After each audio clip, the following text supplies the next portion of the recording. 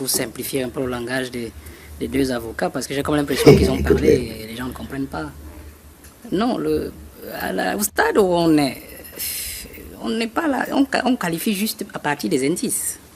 C'est-à-dire ce qu'on a collecté comme éléments, nous amenant à comprendre que les individus qui ont été interpellés, dont les suspects, effectivement, sont ceux qui sont liés à ces indices qu'on a eu à récolter. Ils ne sont pas là pour juger qui que ce soit. Donc quand on soumet au commissaire du gouvernement, c'est pour lui dire, les enquêteurs soumettent au commissaire du gouvernement, c'est pour lui demander d'apprécier eux-mêmes les indices qu'ils ont trouvés sur le terrain et qui pourraient être en lien avec ces suspects qui lui transmettent. Quitte maintenant au commissaire du gouvernement de juger peut-être à partir des indices, d'envoyer certains à la phase suivante et de renvoyer d'autres à la maison et peut-être pour ceux qui viendront peut-être comparaître libres. C'est ce qu'il a fait. Donc c'est une phase de tri en fait. Ce sont les indices là qui permettent au commissaire du gouvernement de procéder à un tri. Parce qu'on peut aller prendre tout un quartier et puis on commence donc à partir des indices à enlever tel, vous rentrez à la maison, vous restez, vous... C'est ce qui s'est passé en fait. Et comme ils vous l'ont expliqué, la prochaine phase maintenant, c'est-à-dire le juge d'instruction, lui son travail sera donc d'aller un peu ultra petit dans la qualification, aller réexaminer les qualifications qui ont été faites par le commissaire du gouvernement pour dire bon, torture, oui, complicité, par aide, bon, est-ce que les indices concordent? Il peut même requalifier en bonus. C'est-à-dire relever la qualification, la rendre encore plus violente. Ou alors il peut aussi la qualifier en malus pour ceux qui attendent mieux que ça. C'est-à-dire qu'il dit, bon, torture, on ne va pas quand même dire que c'était torture, c'était moins que ça. Donc il est libre, comme Maître Kaka vous l'a dit, et comme Maître Bouni vous l'a dit aussi. Donc c'est ça en fait que les Camerounais doivent comprendre. Mais moi, ce que je veux dire là, c'est M. Fedieu, non. La torture est là dans le code pénal. Notre code pénal est un code vraiment complet. C'est 277 alinéa 3. Je parle sous votre contrôle, maître. Et ce qui veut les commanditaires, vous savez, c'est une qualification hyper politique qui a été faite au niveau du tribunal militaire. Il faut faire très attention. Les risques dans la qualification, à l'entrée d'une affaire, c'est que l'on qualifie ultra petita et que l'on soit désillusionné dans l'affaire au fond. Et qu'on se retrouve avec des broutilles à la phase de jugement. C'est-à-dire qu'on se retrouve élargi des gens parce qu'on a voulu utiliser un marteau pour les frapper à l'entrée et on se rend compte qu'il n'y avait aucun indice qui concordait justement à ce genre de qualification. Non, c'est une qualification hyper prudente. Prenez le 97 du code pénal. L'article 97, puisque vous parlez de la complicité. Faites très attention. Le juge par prudence a choisi l'article 97 alinéa 1B. Parce qu'en fait, il avait l'homme d'affaires devant lui que semblait avoir accusé, je ne sais pas si c'est ce qui est écrit dans les minutes, le directeur des opérations, comme étant alinéa 1B, complicité par aide. Mais il a éludé le 97 alinéa 1A. Le 97 alinéa 1A dit est complice d'une infraction, je vous abrège ce qui s'écrit au milieu, celui qui donne instruction de la commettre, de la consommer. Vous comprenez? Ça veut dire que le juge, dans cette qualification, est en train de dire aucun indice ne me dit encore qui est commanditaire. Ça veut dire que la prochaine étape, on cherchera certainement le commanditaire. Mais pour le moment, à l'état des indices qu'il a devant lui, rien ne l'amène à dire qu'il peut aussi engager un complice commanditaire, c'est-à-dire selon le 97 alinéa 1A. Donc c'est une qualification assez prudente, politique, mais dangereuse, madame. C'est pour ça que je vais entrer par là pour dire à ceux qui disent que rien n'est fait, faites très attention. Parce que quand vous analysez cette qualification qui a été faite au tribunal militaire, vous allez vous rendre compte que tout est brodé. Tout est brodé pour que les éléments essentiels soient là où ils doivent être. C'est eux qui vont aimanter tous les autres éléments, que ce soit des éléments sociaux qui restent encore à l'extérieur, c'est-à-dire des simples individus, que ce soit des éléments politiques que le président devra certainement décharger. Donc ce sont ces éléments qu'on a pris là, qui vont aimanter au niveau du procès et peut-être plus tard au niveau des geôles, ceux qui sont encore à l'extérieur. Pour vous dire quoi? Pour vous dire que quand vous voyez monsieur le directeur des opérations qui a été pris, c'est la clé de l'affaire. C'est la clé. Ça veut dire que ses dépositions, tout ce qu'il déclare, tout ce qu'il dit dans l'affaire est pris à titre principal. C'est à partir de cela qu'on pourra aller dans un sens ou dans un autre. Et lorsqu'il embarque l'homme d'affaires qui va avec lui, il faut comprendre que c'est cet homme d'affaires-là qui va aimanter le commanditaire, c'est-à-dire qui va mobiliser le 97. Petit A. Vous comprenez ce que je suis en train de dire? C'est-à-dire que le directeur des opérations ne peut pas clairement dire que tel était commanditaire, puisqu'en fait, celui qu'on a retenu avec lui est là parce que complicité par aide. Mais le peuple, lui, il attend ce qu'il lui appelle les vrais commanditaires qui sont en fait des politiques. C'est-à-dire qui avaient un intérêt à mobiliser. Qui avaient un intérêt, qui auraient eu un intérêt à mobiliser les services de l'État, les services d'intelligence pour en arriver à ce que tout le monde ne voulait pas voir arriver. Vous comprenez? Donc c'est ça en fait. Donc le commissaire du gouvernement a pris deux éléments qui sont hyper importants et qui vont nous amener droit au but, straight to the goal, dans ce que le peuple certainement attend et que le président va laisser faire. Bonjour les enfants, c'est papa. Bienvenue dans notre premier podcast de la journée, les enfants, mon petit Yoboubou, Doudou. Bienvenue à la clinique, les enfants. J'ai pris beaucoup de plaisir à écouter cet exposé de Valère Bessala. Je vous dis toujours que moi, j'ai pas d'amis. Quand quelqu'un dit quelque chose qui fait sens à un moment, quand ça ne fait pas sens, on te remet hors du circuit. C'est aussi simple que ça. Donc, comme tu vois ce qui se passe, monsieur Laurent Nessou, ministre de la Justice, quand tu écoutes Valère Bessala, tu sais très bien en ce moment, que la pétition qui est posée chez Pomba, les cris des Camerounais qui sont en train de crier, Pomba aura le choix entre toi, Laurent Nessou, et lui, sa propre tête. Vous comprenez ce que je vous dis? Tu comprends ce que je te dis? Parce qu'aujourd'hui, tu n'es plus le ministre de la Justice, Laurent Nessou. Il est 8 h le matin, tu es en plein dans la clinique. Non, tu es devenu un bandit. Pour que quelqu'un se retrouve traité et frotté à la clinique en premier podcast à 8 h, c'est qu'il est en danger. C'est qu'il est en danger pour la société. Et vous, monsieur Laurent Nessou, vous êtes un danger pour la société. Nous allons vous mettre, vous déposer au CED. Nous allons vous déposer au CED. Madame, messieurs, j'ai pris beaucoup les enfants à écouter cette capsule de Valère Bessala. Parce que derrière se cachent beaucoup de choses qu'on doit suivre pour savoir qu'est-ce qui se passe. Il nous permet de rester au contrôle, mais il nous donne des leçons yo-yo. Vous savez, j'étais moi-même en train de me poser la question de que c'est quoi cette histoire de torture, aide dans la torture, patati patata. Valère Bessala dit quelque chose qui est clair. C'est que quand vous êtes déjà tombé dans un piège, il ne faut pas retomber dans le même piège. C'est-à-dire sortir les gros qualificatifs, assassinat, kidnapping, machin, tout ça là. Poser ça sur la table d'entrée de jeu risque d'être un problème pour aller prouver ça au niveau du débat au fond. Et ça me rappelle quand on était en prison. Quand Valère Bessala vous dit c'est politique. Quand Valère Bessala vous dit que c'est même très stratégique. Pour une fois, je suis d'accord. Même pas pour une fois. Je suis d'accord avec lui. Ça veut dire que Pomba et les autres, ils ont appris la leçon. Maurice Kamto, obligé. Vous savez très bien que si c'était pas important. Oliwatade, Kamto no gotayao. En fait, ce qui est terrible, c'est que, en fait, ils apprennent les leçons qu'ils ont appris quand nous, on était arrêtés. Quand nous avons été arrêtés, le commissaire du gouvernement, le juge d'instruction et tous les autres, ils avaient tellement envie de nous faire mal.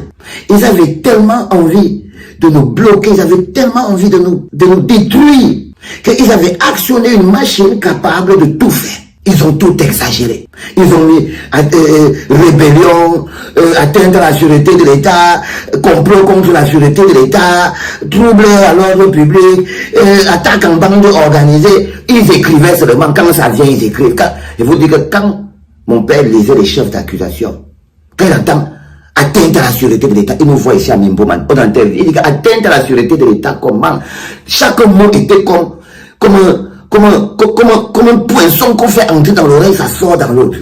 Les gars voulaient tout casser. Que les gars sont levés chez eux, ils sont partis marcher pour dire on veut le courant, non à la canne, non au hold-up électoral, à Manu le jujube. Quelques petits kidam gendarmes sont venus, ils nous ont encerclés, on s'est allongés comme les poulets. Ils nous ont encore gazé avec le nez.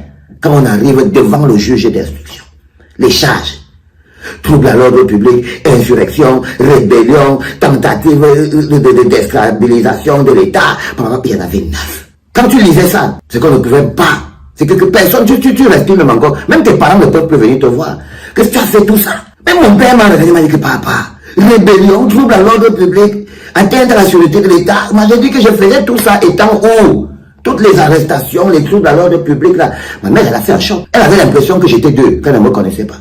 Ma mère avait l'impression qu'elle ne me connaissait pas. Que là, on a voulu montrer une autre face de son fils qu'elle ne connaît pas. Son fils qui est capable de faire la rébellion, l'insurrection, l'atteinte à la sûreté de l'État, les troubles à l'ordre. Que je suis commando. Ma mère croyait que c'est moi-même le grand Schwarzenegger. C'est-à-dire qu'il n'y a pas plus grande rébellion. Ils ont écrit tout ça pour s'assurer que ni Maurice Kamto, ni Valsero, ni Christian Penda-Koka, ni Albert Zongang, ni Loloche, que personne n'allait plus sortir de prison. Quand vous faites la haine gratuite, la colère gratuite, la monstruosité gratuite, ça finit par ne pas marcher. Parce que c'est ça.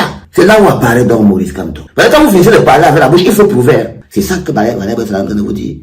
Parce que l'une des choses dans laquelle la machine a bloqué dans notre cas, dans le cas de la résistance, c'est que le juge d'instruction avait étalé un truc de mensonge, un chapelet de mensonge. Comment lui-même il allait faire pour prouver que nous avons fait la rébellion? Il y a la définition du mot rébellion dans le dictionnaire. En main nue, Comment ils allaient faire pour prouver qu'on allait atteindre la sûreté de l'État? Ils ont commencé à aller chercher les réunions. Oh, la réunion de Dja. Ils avaient dit qu'ils vont prendre les ambassades. Il fallait à tout prix qu'ils trouvent un moyen, qu'il y ait quelque chose qui ressemble à rébellion, qu'il y ait quelque chose qui ressemble à atteindre la sûreté de l'État. Il y a quelque chose qui ressemble à outrage au chef de l'État. Bon, il fallait qu'ils cherchent. Et à chaque fois, ils se sont rendus compte qu'ils se sont menti à eux-mêmes.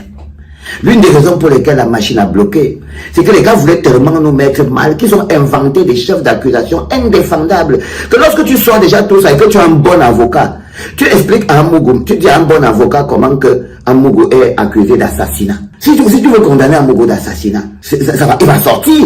Il va sortir. Mais on l'a gardé. Parce qu'il est là-bas pour complicité d'assassinat et de torture. C'est ça qui peut entraîner la mort. Et voilà, ça vous dit que les éléments clés qui vont permettre maintenant de faire ébranler la machine. C'est pour ça que je vous dis qu'on n'est qu'au début de cette histoire. Les éléments clés qui vont aimanter maintenant ceux qui sont dehors. Parce qu'on a arrêté le lieutenant-colonel Danoué. On l'a arrêté avec son commando. Il a aimanté. Parce qu'en tant que l'homme, celui qui a fait le travail, il a aimanté son commanditaire. On a qualifié maintenant de son complice. Ok? Ce qui s'appelle le Zomlo des Zomlo. Il a aussi aimanté son autre patron, Eko. Il les a aimantés. Le gouvernement, maintenant, on les a gardés là. Hein? Maintenant, on voulait voir s'ils ont quelque chose à voir avec l'affaire. Mais ils ont quelque chose à voir avec l'affaire. Donc, on les a repris, on les a mis devant le commissaire du gouvernement.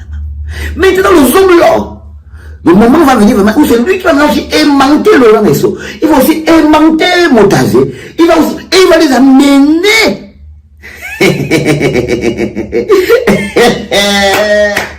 Vous savez, les enfants, je prends beaucoup de plaisir à mener une campagne pour la justice. Je tenais à vous remercier encore pour vous tous qui avez signé cette pétition.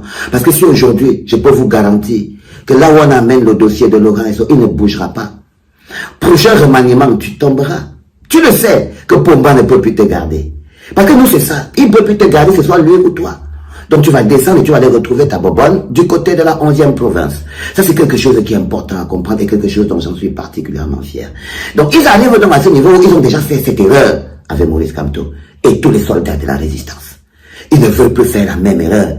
Ils veulent mettre le truc exactement pour qu'ils puissent arriver point par point pour que ce soit justifié. Parce que si on met maintenant que, oh, Amougou Bellinga, vous êtes accusé de l'assassinat, des machins, tout ça là, vous prouvez ça comment? Alors que quelqu'un d'autre a déjà avoué, il va rentrer chez lui.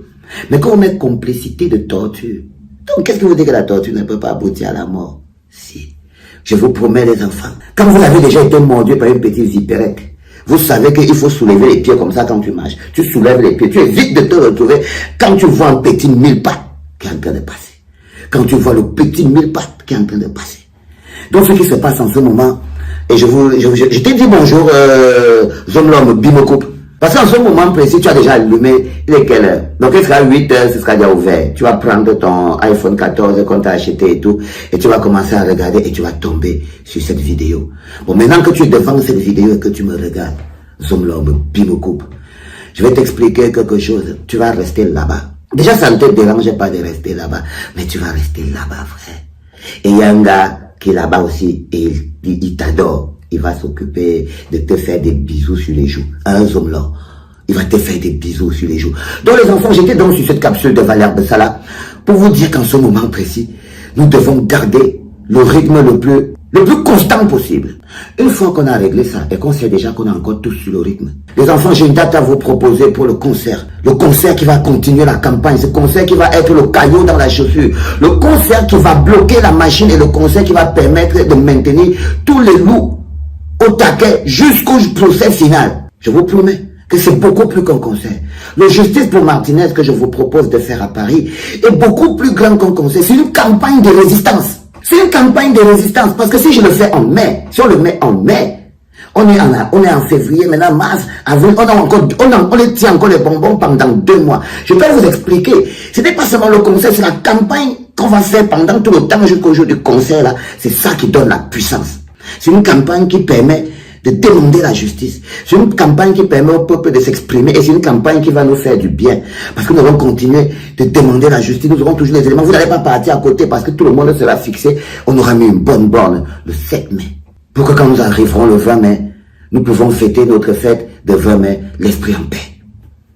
L'esprit en paix, les enfants. Donc je vous montrais cette capsule de Valérie Abdessalam, premier podcast de la journée. Je vous disais merci également pour la pétition qui marche très fort. Et je voulais vous remobiliser pour le concert. On a besoin d'au moins 150 000. Si on peut les avoir, on les a. On n'a pas besoin de 50 donateurs. On en a besoin de 20, 30, qui peuvent donner chacun 5 000. Et si chacun donne 5 000 euros, ah bah c'est fait, vous aurez la boîte de production capable d'organiser cet hommage vibrant de demande de justice pour Martinez, les enfants. C'était le premier podcast de la journée avec l'amour. Je vous donne rendez-vous tout à l'heure, hein, à Piccolo. Hein. Je te mets un peu une petite tapette sur ta tête de spermatozoïde là, non, mon petit bébé Yoda. Et les enfants, c'était papa, bonne journée.